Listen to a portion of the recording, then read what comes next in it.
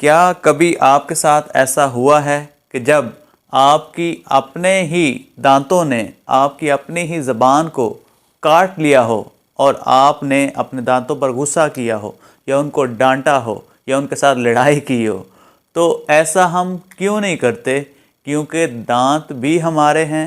اور زبان بھی ہماری ہے، لیکن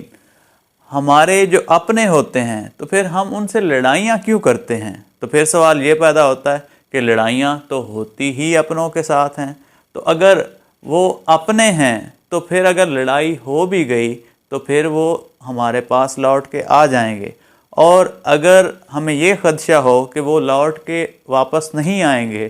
تو پھر ہمیں یہ یقین رکھنا چاہیے کہ وہ ہمارے اپنے تھے ہی نہیں۔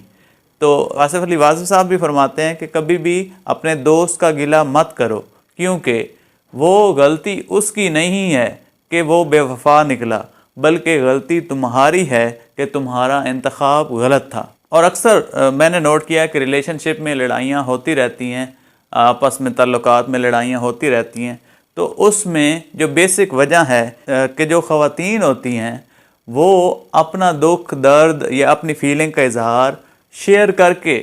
کرنا چاہ رہی ہوتی ہیں، جبکہ جو مرد حضرات ہیں ان کی نفسیات ڈیفرنٹ ہوتی ہیں۔ وہ جب بھی ان کو دکھ ہوتا ہے، تکلیف ہوتا ہے یا پریشانی ہوتی ہے تو وہ اس کا حل خود سے ہی نکالنا چاہتے ہیں، وہ دوسروں کے سامنے ڈنڈورا نہیں پیٹنا چاہتے، جبکہ خواتین کی نیچر یہ ہے کہ جب تک وہ اپنے دل کی بات اپنے کسی کلوز کے ساتھ شیئر نہ کر لیں تب تک ان کو سکون نہیں ہوتا، ان کا کتھارسس جو ہے وہ شیئرنگ سے ہی ان کو حل محسوس ہو رہا ہوتا ہے۔ تو جب خواتون کسی کے ساتھ شیئر کرنا چاہ رہی ہوتی ہے میل کے ساتھ، تو کیونکہ اس کی نیچر ڈیفرنٹ ہے، وہ کہتا ہے کہ جو بھی ہمارے معاملات ہوں گے وہ ہم خود سے ہی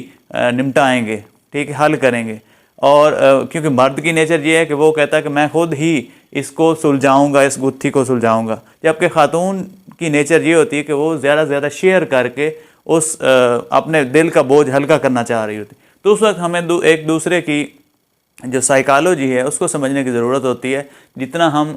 دوسروں کو سمجھیں گے تو اتنے ہی معاملات کو ہم جلدی حل کر لیں گے۔ اور ایک جو ریلیشن شپ کا کانفلکٹ کا حل ہے اس کا ایک ٹپ یہ بھی ہے کہ آپ ایک دوسرے کے ساتھ پوزیشن چینج کریں، یعنی اگر آپ کو لگ رہا ہے کہ اگلا شخص میری بات نہیں سمجھ رہا یا وہ غلط ہے، یا آپ کو لگ رہا ہے کہ میں صحیح ہوں، تو آپ خود کو اس کی پوزیشن پہ لے کے جائیں اور اس کو اپنی پوزیشن پر لے کے آئیں۔ جب آپ ایک دوسرے کے ساتھ پوزیشن چینج کر لیں گے اور تو پھر آپ کو پتہ لگے گا کہ اگر میں اس کی جگہ پر ہوتا تو میرا کیا ری ایکشن ہوتا، اور یا وہ میری جگہ پر ہوتا تو اس کا کیا ری ایکشن ہوتا۔ تو اس طرح بھی معاملات جو ہیں وہ سلجھنے کی طرف جا سکتے ہیں۔ تو بعض اوقات جو ہے وہ معاملہ آٹومیٹکلی ہی سلجھ جاتا ہے جب تھوڑی سی سپیس دی جائے ایک دوسرے کو، تھوڑا سا اس پر غور فکر کیا جائے، تو معاملات جو ہیں وہ جلد سلجھنے کی چانسز بہت زیادہ ہوتے ہیں۔